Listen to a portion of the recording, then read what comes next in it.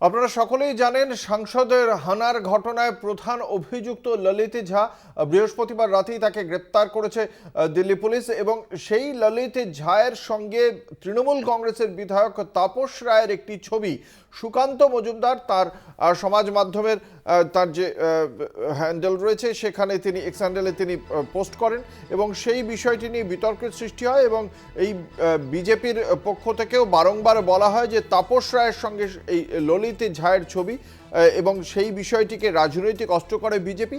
আজকে তারই প্রেক্ষিতে তৃণমূল কংগ্রেসের বিধায়ক তাপস রায় তিনি সুকান্ত মজুমদারের বিরুদ্ধে আদালতের দ্বারস্থ হবেন বলে জানতে পারা যাচ্ছে।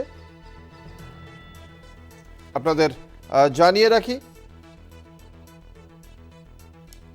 তাপস রায়ের বিরুদ্ধে আদালতে যাওয়ার হুঁশিয়ারি দিয়েছেন তাপস রায়। কি বলেছেন তাপস রায় আমরা শোনাবো। আমি একেবারে স্পষ্ট করে আমি বলে দিচ্ছি, এটা হলফ করে বলছি যে এই ব্যক্তির নামে এবং চেহারায় আমি কখনোই পরিচিত নই এবং তো অ্যারেস্ট হয়েছে শুনলাম, তো সুতরাং তো অনেক কিছুই জানবে, শুনবে, বলবে। এই যে গম্ভীর ব্যাপার, একটা খুবই তো গম্ভীর ব্যাপার, সিরিয়াস ব্যাপার, সেই সিরিয়াস ব্যাপারটাকে নিয়ে ওরা লঘু করে একটা দেখছে কেন? এর ফাজলামো বা বালখিল্যপনা না, এটা এটা তো ফাজলামো। এই ফাজলামো অন্তত আর যাই হোক একটা এমপির কাছ থেকে বা একটা বিজেপি তার যে রাজ্য সভাপতি তার কাছ থেকে এটা আমি তো করি না, মানুষও বোধহয় আশা করে না। দেখি, দলের সঙ্গে কথা বলবো না, যে কোনো এটা বিষয়টা তো আমি ব্যক্তি তাপস হলে তো আর এগুলো ওরা করতো না। ললিত ঝা যিনি এই সংসদের কার্যত যে রংবাজির ঘটনা আমরা দেখেছি সেই রংবাজির ঘটনায় প্রধান মস্তিষ্ক ছিল এই ললিত ঝায়ের। বৃহস্পতিবার রাতে তাকে গ্রেপ্তার করে পুলিশ এবং সেই ললিত ঝায়ের কলকাতা যোগের কথা আমরা আগেই জানতে পেরেছিলাম। স্বেচ্ছাসেবী সংগঠনের কর্মী নীলাক্ষ আইচের সঙ্গে তার পরিচয় এবং রবীন্দ্র সরণের বাড়ির কথা আগেই দর্শকদের জানিয়েছিল কলকাতা টিভি। আজ আরও একটি বাড়ির সন্ধান পাওয়া গিয়েছে। বাগুইয়াটি অঞ্চলে থাকতেন এই ললিত ঝা। বাবা, মা এবং ভাইয়ের সঙ্গে বাগুইয়াটি অঞ্চলের হেলাবরতলায় থাকতেন তিনি। গত 3 বছর ছিলেন তিনি সেখানে। কথা বলবো, আমাদের সঙ্গে রয়েছেন আমাদের প্রতিনিধি সুমন শিকদার। সুমন রয়েছেন এই মুহূর্তে সেখানে, সরাসরি চলে যাব সুমনের কাছে। সুমন, এখনো পর্যন্ত প্রতিবেশীদের সূত্রে কি জানতে পারা যাচ্ছে যে এই বাগুইয়াটির হেলাবরতলা এলাকায় কতদিন ছিলেন, কেমন ছিলেন ললিত ঝা, মানুষের সঙ্গে কেমন ব্যবহার করতেন, কি জানা যাচ্ছে?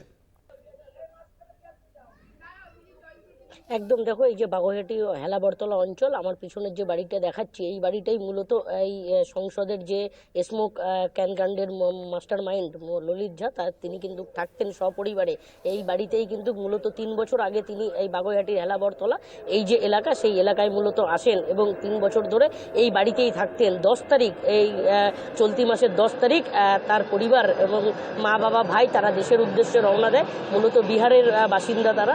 তো সেই বিহারে যখন 10 তারিখ এখান থেকেই বেরোয়, মানে বাড়ির উদ্দেশ্যে, দেশের বাড়ির উদ্দেশ্যে, সেই সময় কিন্তু প্রতিবেশীদের তার মা জানিয়েছেন যে ললিত এখানে থাকলেও তারা দেশের বাড়িতে যাচ্ছেন। সেই 10 তারিখে সন্ধ্যাবেলায় এক প্রতিবেশীকে ললিত জানান যে তিনি কিন্তু দিল্লি যাচ্ছেন, মূলত 2-3 দিনের জন্য দিল্লি যাচ্ছেন। দিল্লি হয়েই 2-3 দিনের মধ্যেই তিনি কিন্তু দিল্লি থেকে ফিরে আসবে, এমনটাই জানিয়েছিল প্রতিবেশীদের। এই 10 তারিখ সন্ধ্যাবেলায় এখান থেকেই দিল্লির উদ্দেশ্যে রওনা।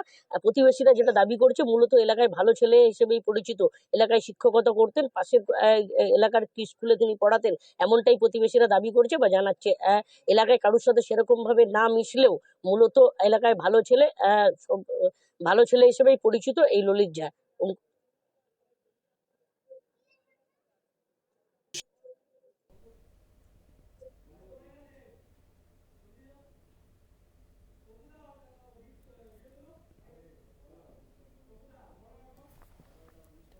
আপনাদের জানিয়ে রাখি, এই ললিত ঝায়ের বাড়ি বাগুইআটির হেলাবরতলা এলাকার পালপাড়ায়। গত 3 বছর ধরে সে এখানেই থাকতো তার বাবা, মা এবং ভাইয়ের সঙ্গে। আমি আমাদের প্রতিনিধি সুমন শিকদার রয়েছেন সেখানে, সরাসরি চলে যাব সুমনের কাছে। সুমন, ললিত ঝায়ের ভাই সে কি করতো? সেও কি কোনো শিক্ষকতা করতো, না সে অন্য কিছুর সঙ্গে যুক্ত ছিল?